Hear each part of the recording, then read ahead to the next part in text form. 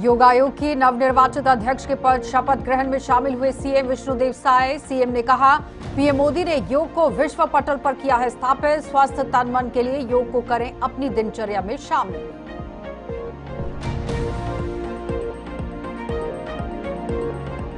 कबीरधाम में कार से 3 करोड़ रुपए का सोना जब्त। चेकिंग में 8 लाख कैश मिले, बिना बिल ले जा रहे थे। कबीरधाम में 2 संदिग्धों से पूछताछ जारी।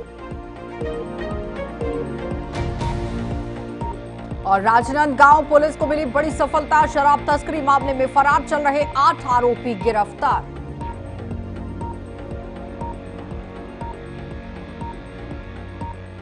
नमस्कार, बुलेटिन में आपका स्वागत है। मैं हूं आपके साथ आशा सरमाल। चलिए शुरुआत करते हैं छत्तीसगढ़ से जुड़ी खबरों की। योग आत्मा, मन और शक्ति को संतुलित करने का आप देखिए मूल मंत्र है और इसका इस्तेमाल करना जरूरी है। सबसे बड़ा माध्यम यही है। हमारे प्रधानमंत्री नरेंद्र मोदी ने योग को विश्व पटल पर स्थापित किया है। आज पूरी दुनिया भारत के इस प्राचीन विद्या को अपनाकर आरोग्य की प्राप्ति कर रहे हैं। मुख्यमंत्री विष्णुदेव साय ने आज छत्तीसगढ़ योग आयोग के नवनिर्वाचित अध्यक्ष जो कि रूप नारायण सिन्हा हैं, उनके याद यहाँ शपथ ग्रहण कार्यक्रम को संबोधित किया है और संबोधित करते हुए ये तमाम बड़ी बातें कही। मुख्यमंत्री साय की उपस्थिति में वैदिक मंत्रोच्चार के साथ राजधानी रायपुर के ही दीनदयाल उपाध्याय ऑडिटोरियम में आयोजित यहाँ गरिमाए समारोह में अध्यक्ष रूप नारायण सिन्हा ने शपथ ग्रहण की और इस अवसर पर मुख्यमंत्री विष्णुदेव साय ने संतों का अभिवादन कर उनका आशीर्वाद भी लिया।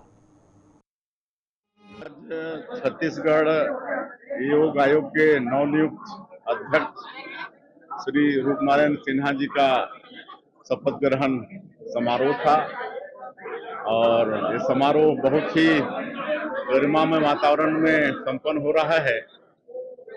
हमारे इस अवसर पर समाज कल्याण विभाग, महिला बाल विकास विभाग के मंत्री श्रीमती लक्ष्मी राजवाड़े जी, हमारे राजस्व और खेल युवा आयोग के मंत्री श्री टंकराम वर्मा जी, हमारे पूर्व राज्यपाल श्री रमेश बैस जी, हमारे बहुत विधायकगण, संतगण दिल्ली से महामंडलेश्वर आए हैं इस कार्यक्रम के लिए और छत्तीसगढ़ के अनेकों संत उपस्थित हैं और पूरे प्रदेश भर से यहाँ पर योगाचार्य लोग भी हैं, संभ्रांत नागरिक बंधुगण हैं और सबकी उपस्थिति में ये समारोह संपन्न हो रहा है। मैं श्री रूपनारायण सिन्हा जी जो नवनियुक्त योग आयोग के अध्यक्ष हैं उनको बहुत बहुत बधाई शुभकामना देता हूँ।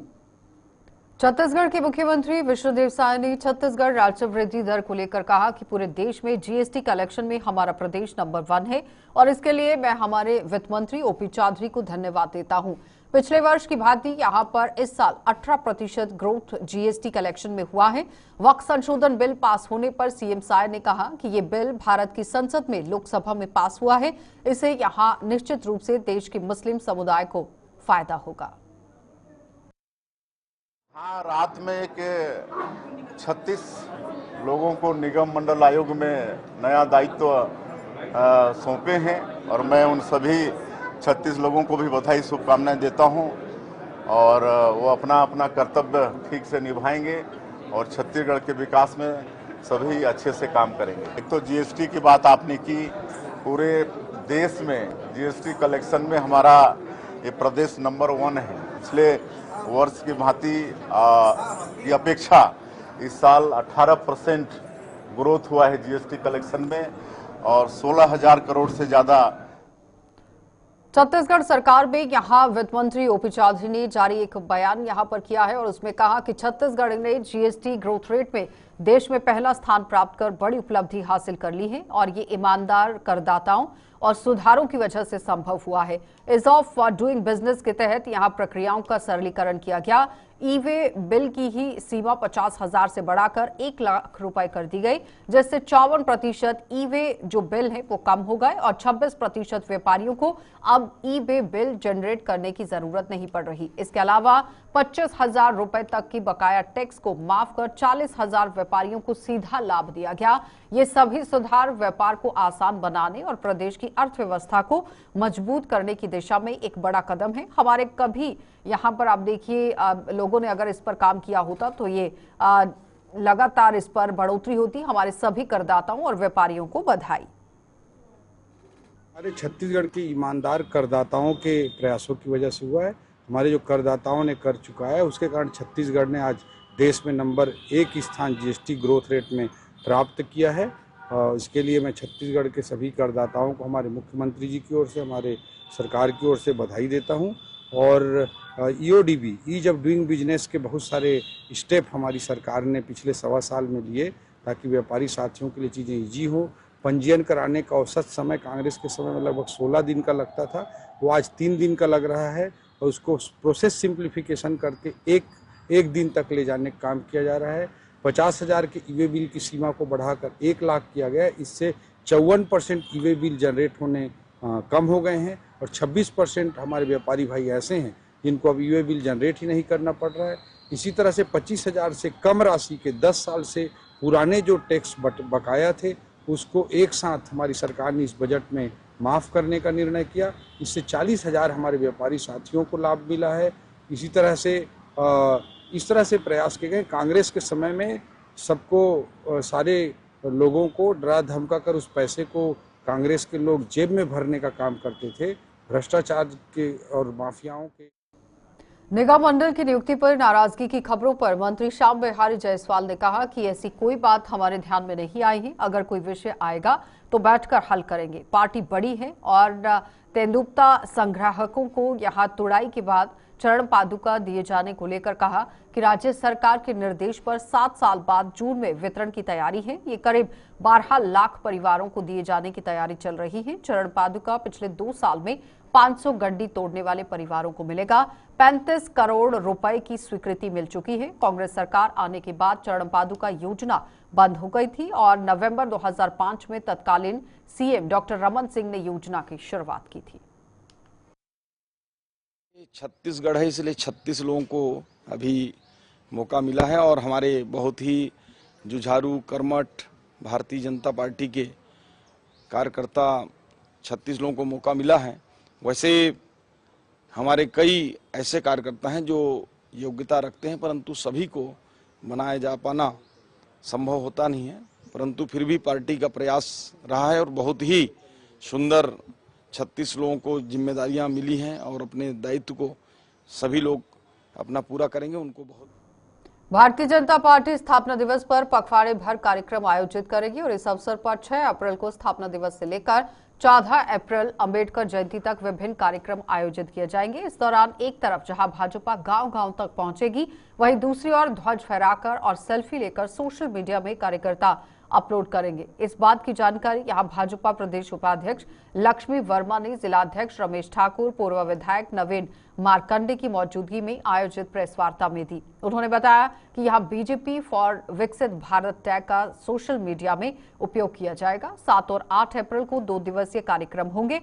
वहीं 9 और 10 अप्रैल मंडल में संगोष्ठी का आयोजन होगा और इसके अलावा कार्यकर्ता सम्मेलन का भी आयोजन किया जाएगा। लक्ष्मी वर्मा ने बताया कि 10, 11 और 12 अप्रैल को बीजेपी गांव चलो अभियान चलाएगी। स्वच्छता मिशन के तहत गांव में अभियान चलाया जाएगा।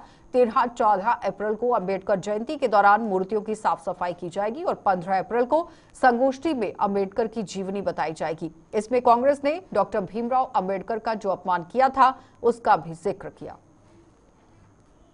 जिस प्रकार से आज जनता ने अनेक राज्य में हमारे सरकार काम कर रही है, हमारी जो विचारधारा है उससे आम जनता प्रभावित है। तो हमारा जो कार्यक्रम है वो 6 अप्रैल से लेकर 14 अप्रैल तक के होना है। 14 अप्रैल को डॉक्टर भीमराव अंबेडकर जी भारत रत्न से सम्मानित हैं, उनकी जयंती तक के हमारा पूरा कार्यक्रम जो है वो होना है। ऐसी विचारधारा के साथ हम हर बूथ में इस कार्यक्रम को करने की जो भूमिका है वो बनाए हैं, जिसमें प्रमुख रूप से पार्टी के जो हमारे प्रमुख हैं उनका पूजा अर्चना करके हम गांव-गांव में कार्यकर्ताओं के घर में झंडा फहराएंगे और ध्वज फहराकर कार्यकर्ता, जो आज सेल्फी का ज़माना है और उस ज़माने में हम कैसे अपनी भावनाओं को, अपनी विचारधारा को आम जनता तक पहुंचाएं, इसलिए ज़्यादा से ज़्यादा सोशल मीडिया, ट्विटर और फेसबुक पर हैशटैग बीजेपी फॉर विकसित भारत। कलेक्टर अविनाश मिश्रा ने अपने कुरूद प्रवास के दौरान प्रधानमंत्री आवास योजना ग्रामीण के तहत बन रहे घरों का अवलोकन किया है और इसकी मैदानी हकीकत यहां पर जानी है। उन्होंने प्रधानमंत्री आवास योजना ग्रामीण के अंतर्गत किए जा रहे सर्वे की प्रगति, योजना के तहत पात्र अपात्र हितग्राहियों की संख्या और अब तक बन चुकी आवास और उनके भुगतान आदि की जानकारी उपस्थित अधिकारियों से ली। इस दौरान कलेक्टर ने गांव में जल जीवन मिशन अंतर्गत पानी की उपलब्धता, पेयजल की नियमित आपूर्ति, बोर की संख्या सहित जल स्रोतों की उपलब्धता आदि के बारे में ग्रामीणों से चर्चा की।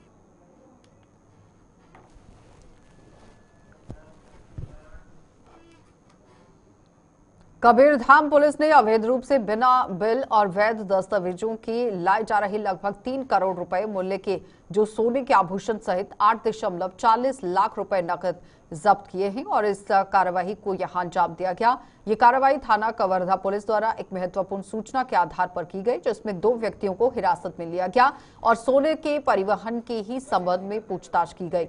और पुलिस को मुखबिर से सूचना मिली थी कि कुछ संदिग्ध व्यक्ति बिना दस्तावेजों के भारी मात्रा में सोना लेकर जा रहे हैं और इस पर थाना कवर्धा पुलिस ने नाकाबंदी कर एक वाहन को रोका, जिसमें उमाशंकर साहू और जावेद जीवानी सवार थे। जब पुलिस ने उनसे पूछताछ की तो गाड़ी में 4 किलो सोना यहां पर होना बताया गया, जिस पर पुलिस ने दोनों को वाहन और माल मशरूका सहित थाना लेकर यहां सीसीटीवी और वीडियो कैमरा में समक्ष उनकी यहां तलाशी हुई है। वीडियो और कैमरा के सामने आप देखिए तलाशी की गई। तलाशी लेने पर उनके कब्जे से सोने के अलग अलग आभूषण, जिसका कुल वजन 4000 से 700 ग्राम बताया गया, यानी कि 4700 ग्राम था और उनकी अनुमानित बाजार की कीमत लगभग 3 करोड़ रुपए है और जिसे जब्त किया गया है। साथ ही 8.40 लाख रुपए नकद और एक कार भी जब्त की गई। दिनांक 2 अप्रैल 2025 को मुखबिर द्वारा सूचना मिली कि 2 संदिग्ध व्यक्ति जो है वो भारी मात्रा में सोने के जो जेवरात है बिना दस्तावेज के और कुछ नगद परिवहन कर रहे हैं रायपुर से कवर्धा के बीच में। इस पर पुलिस अधीक्षक महोदय श्री धर्मेंद्र सिंह द्वारा और अतिरिक्त पुलिस अधीक्षक श्री पुष्पेंद्र सिंह बघेल सर के द्वारा जो है तत्काल कोतवाली टीम को निर्देशित किया गया कि नाकेबंदी करके उसकी पतासाजी की जाए। इसी बीच रायपुर रोड की ओर पॉइंट में जो है 2 व्यक्ति संदिग्ध व्यक्ति आते हुए मिले। उन्होंने अपना नाम पता पूछने पर एक ने उमाशंकर साहू निवासी भगत चौक टिकरापाड़ा और दूसरे व्यक्ति ने अपना नाम जावेद जीवानी निवासी फव्वारा चौक बैरन बाजार बताया। दोनों ने बताया कि उनके पास लगभग 4 किलो सोना है, सोने के आभूषण हैं और 8,40,000 रुपये कैश है।